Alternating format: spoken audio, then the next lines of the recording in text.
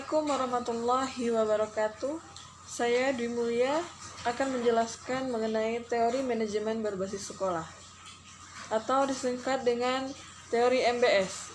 Dalam buku panduan manajemen berbasis sekolah dikemukakan bahwa memanage atau mengelola sekolah berarti mengatur seluruh potensi sekolah agar berfungsi secara optimal dan mencapai tujuan sekolah.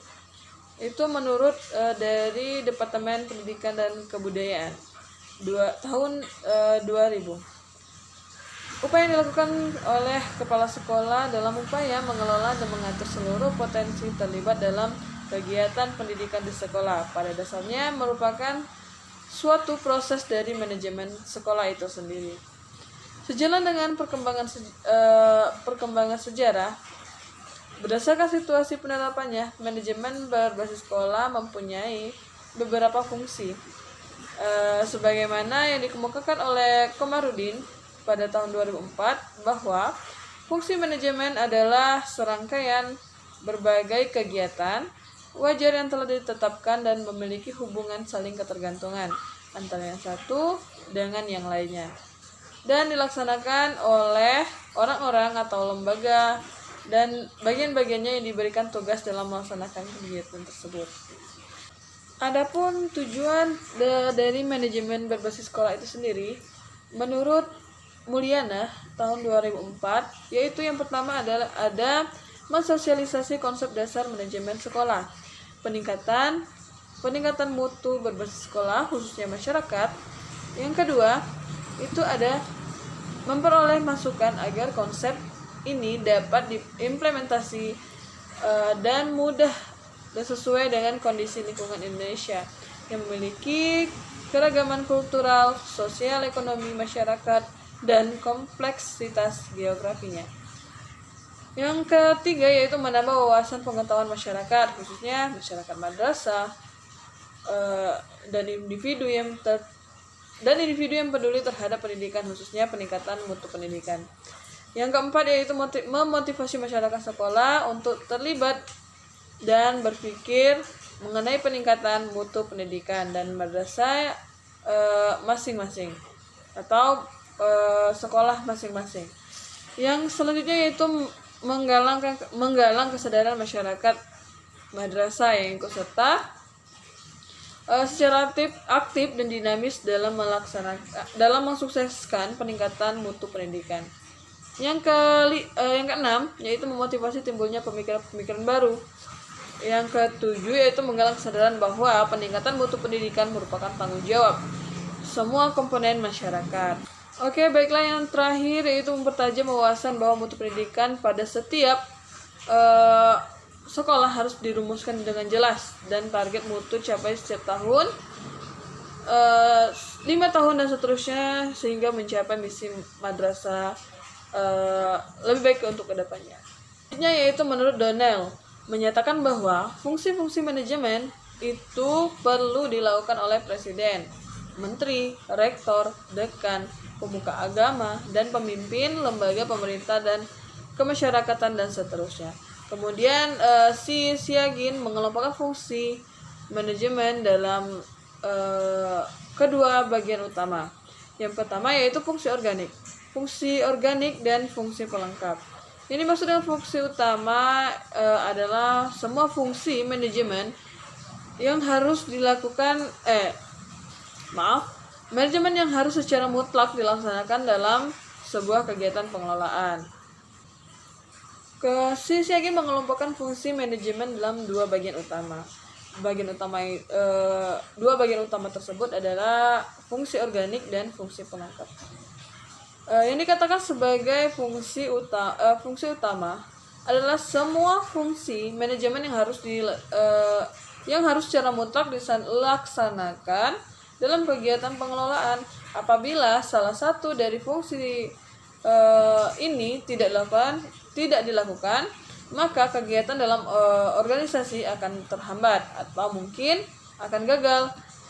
Sedangkan yang disebut dengan fungsi pelengkap adalah fungsi sebagai penyempurna dari fungsi organik, sehingga fungsi organik dapat secara berdaya guna dan berhasil guna. Yang dimaksud dalam fungsi pelengkap antara lain kegiatan berkomunikasi dan memanfaatkan fasilitas pendukung untuk mencapai tujuan organisasi.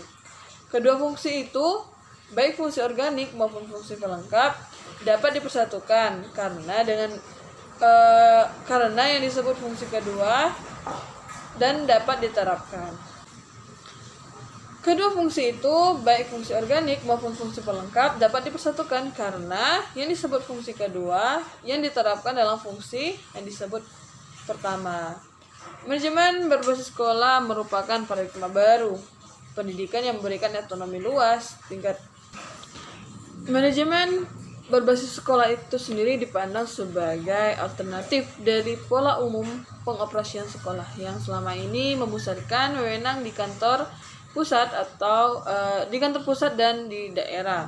Manajemen berbasis sekolah ini sendiri atau MBS adalah strategi yang meningkatkan pendidikan dan mendelegasikan kewenangan pengambilan keputusan penting dari pusat dan daerah tingkat sekolah. Adapun manfaat dari manajemen berbasis sekolah itu sendiri yaitu pertama, memungkinkan orang-orang yang berkompeten di sekolah untuk mengambil keputusan yang akan meningkatkan pembelajaran. Yang kedua, memberi peluang bagi seluruh anggota sekolah untuk terlibat dalam pengambilan keputusan penting. Yang ketiga, mendorong munculnya kreativitas dalam merancang bangun program pembelajaran. Yang keempat, mengarahkan kembali sumber daya yang tersedia untuk mendukung tujuan yang dikembangkan pada setiap sekolah. Yang kelima yaitu menghasilkan rencana anggaran yang lebih realistik ketika orang tua dan guru semakin menyadari keadaan keuangan sekolah, batasan pengeluaran dan biaya program-program sekolah. Yang terakhir yaitu dapat meningkatkan motivasi guru dan mengembangkan kepemimpinan baru. Yang terakhir yaitu meningkatkan motivasi guru dan mengembangkan kepemimpinan baru. Selanjutnya yaitu ada prinsip-prinsip manajemen berbasis sekolah. Yang pertama ada prinsip ekuifinalitas. Yang kedua ada prinsip desentralisasi. Yang ketiga ada prinsip kemandirian. Yang keempat ada prinsip inisiatif manusia. Yang selanjutnya yaitu ada strategi dan implementasi manajemen berbasis sekolah. Strategi pencapaian implementasi manajemen berbasis sekolah atau MBS perlu mempertimbangkan kompleksitas permasalahan persekolahan di Indonesia. Untuk itu perlu satu pertahanan dalam penerapannya dengan mempertimbangkan prioritas waktu, jangka pendek, jangka menengah, dan jangka panjang. Dalam Departemen Pendidikan Nasional tahun 2007 telah dijabarkan skema MBS yang ideal yaitu kualitas dan informasi, konteks, input, proses, output, outcome, produktivitas, efisiensi internal, dan efektivitas. Dalam jangka pendek, MBS adalah mempersiapkan SDM yang dengan pelatihan tenaga pengalokasian dana secara langsung dalam sekolah. Sedangkan SDM hendaknya memiliki keterampilan dan mengelola prinsip-prinsip MBS. Mungkin itu saja yang dapat saya sampaikan. Apabila terdapat kekurangan atau kesalahan dalam video ini, saya mohon maaf. Kepada Allah, sama-sama kita mohon ampun. Saya akhiri. Wabillahi taufiq wal hidayah. Wassalamualaikum warahmatullahi wabarakatuh.